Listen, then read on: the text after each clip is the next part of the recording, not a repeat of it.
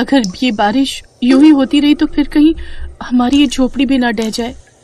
मुश्किल से ले देकर हमारे पास ये एक आसरा ही है। अगर बारिश ना रुकी तो हमारी ये फसल भी खराब ना हो जाए। वो ये बात कर ही रहे थे कि तभी उनकी एक तरफ की छत टूट कर गिर जाती है। जरा शुभ शुभ बोलो गीता। अच्छा हम उस तरफ नहीं बैठे थे। चलो अब जल्दी से पिंकी को लेकर बाहर चलो। अपनी झोपड़ी से बाहर आकर मनोज की नजर कुछ दूरी पर बने भैंसों के तबेले में जाती है। बाहर बारिश जोरों की थी, इसलिए वो वहीं जाकर रुक जाते हैं। एक तरफ उनकी झोपड़ी टूट जाती है, साथ ही खेत की फसल भी बर्बाद हो जाती है। अगली सुबह बारिश रुक तो जाती है, लेकिन उन तीनों को अब जोरों की भूख लगी थी। बाबा, जोरों की भूख लगी है। तुम दोनों यहीं रुको, मैं मदन भाई से कुछ खाने का मांग कर आता हूँ। वो जल्दी से मदन के घर जाता है, जहाँ पहले से ही ताला लगा हुआ होता है। मैं एक काम करता हूँ, जल्दी से पास वाले बगीचे में से जाकर कुछ फल ले आता हूँ। कम से कम बिटिया की कुछ भूख तो शांत होगी। मनोज गीता से कहकर पास वाले बाग में जाता है, जहाँ पहले से ही बहुत सारे सेब लगे हुए थे। इस बगीचे का मालिक तो कहीं दिखाई नहीं दे रहा, और बिना उसकी इजाजत के मैं ये कैसे ले जाऊं? हे भगवान, उस मालिक को जल्दी भेज दो। एक तो वैसे ही हमारी झोपड़ी टूट गई है और हम लोग सड़क पर आ गए हैं। ऊपर से मेरी बच्ची और हम भूखे भी हैं। अगर इस बाग का मालिक आ जाए तो मैं उससे इजाजत ले लूं। उसकी ये सभी बातें वहाँ पर लगे हुए सेब सुन रहे थे। तभी उनमें से एक सेब बोला, तुम्हारे साथ तो सच में कितना बुरा हुआ मनोज। और हाँ, इस बगीचे का कोई मालिक नहीं है। हम सब परीलोक के जादुई सेब हैं। अरे बाप रे, ये तो सचमुच ही कमाल हो गया। कहीं यहाँ कोई भूत तो नहीं है? नहीं नहीं, मैं जा रहा हूँ। ओफो, घबराओ मत। मैंने कहा ना, हम जादुई सेब हैं और तुम्हारी मदद करना चाहते हैं। मेरी मदद? लेकिन कैसे?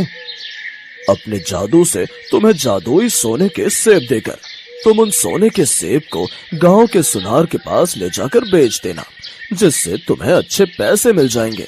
ये कहकर जादुई सेब अपने जादू से वहाँ पर सोने के सेब प्रकट कर देता है। वो सेब मनोज के हाथ में आ जाते हैं, जिन्हें देख मनोज खुश हो जाता है। अरे ये तो सचमुच सोने के सेब है।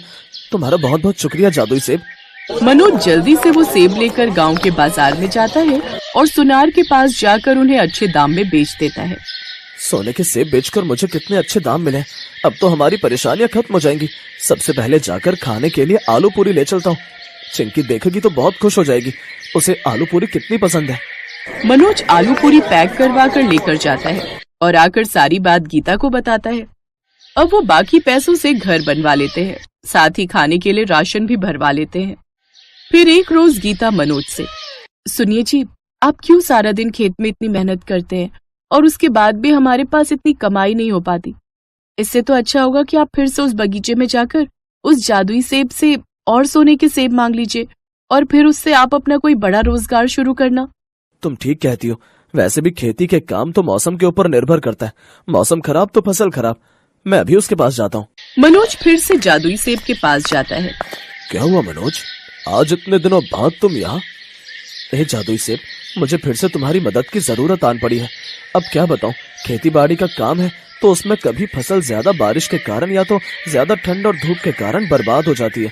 इसीलिए तुम्हारी मदद चाहिए थी ताकि खुद का काम शुरू कर सकूं। अगर तुम मुझे जादुई सोने का सेब दे दोगे तो मेरी बड़ी मदद हो जाएगी। अच्छा ठीक है, मैं तुम्हें एक और जादुई सोने का सेब दे देता हूँ।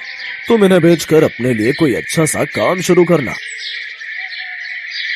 अब गांव में कोई दूसरी अच्छे कपड़ों की दुकान नहीं थी, इसलिए वो गांव में कपड़ों की दुकान खोलने लगता है, जिससे उसकी दुकान बहुत अच्छी चलने लगती है और उसकी अच्छी कमाई होने लगती है। ये देखो गीता, आज पूरे 8,000 की कमाई हो गई। लेकिन ये सब देखकर भी उसका लालच कम नहीं हुआ। उसने मनोज से कहा, वैसे मनोज, हम शहर जाकर कपड़ों का बड़ा शोरूम खोल ले तो महीने के लाखों कमाएंगे।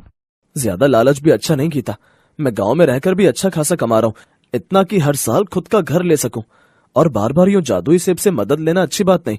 उसने अभी तक हमारी बहुत मदद की है। हाँ तो एक बार और सही। और आप तो लोगों की भलाई कर रहे हो ना। अगर आप बड़ा शोरूम खोलेंगे तो वहाँ पर काम करने वालों को भी रखेंगे और साथ ही हम उनको रोजगार भी देंगे। और जो आपकी गांव वाली दुकान है वो हम किसी को संभालने के लिए दे देंगे और उसे भी हर महीने पगार दे देंगे। बात तो तुम्हारी बिल्कुल ठीक है। अब एक बार फिर मनोज उस जादुई सेब के पास गया और उसे सारी बात बताई। जादुई सेब समझ जाता है कि इसकी पत्नी के मन में लालच भर चुका है, लेकिन फिर भी वो एक बार फिर से उसकी मदद कर देता है। ये लो मनोज, अब इस सोने के सेब को बेचकर तुम खुद का शोरूम शहर में खोल लो, लेकिन एक बात याद रखना, कभी किसी का हक मत मारना और सबके साथ अच्छे से बर्ताव करना, नहीं तो तुम अपना सब कुछ खो दोगे। मनोज ने उस शहर आकर अपना बड़ा शोरूम खोल लिया और गांव वाली दुकान गीता देखने लगी।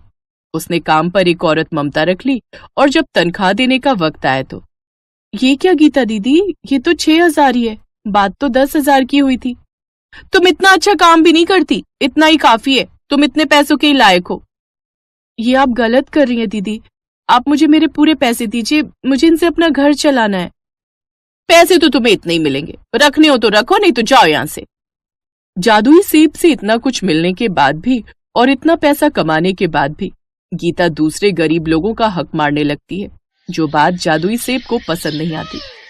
इसलिए गीता के व्यवहार की वजह से वो उनसे अपना सब कुछ छीन लेता है और वो लोग फिर से गरीब हो जाते हैं। अब गीता और मनोज को अपनी गलती का एहसास होता है, लेकिन तब तक बहुत देर हो चुकी थी।